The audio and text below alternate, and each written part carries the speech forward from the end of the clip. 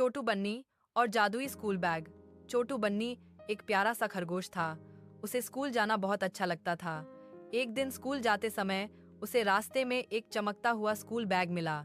छोटू ने जैसे ही बैग खोला, उसमें से आवाज आई, मैं जादुई बैग हूँ, जो अच्छा काम करेगा मैं उसकी मदद करूंगा।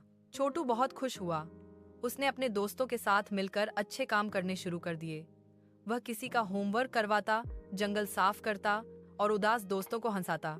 लेकिन एक दिन छोटू ने देखा कि बैग की चमक कम हो रही है।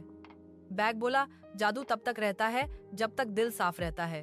छोटू समझ गया कि असली जादू बैग में नहीं, अच्छे काम और मेहनत में होता है। उस दिन के बाद छोटू बिना जादू के भी सबकी मदद करने लगा और सबसे अच्छा बन्नी बन गया।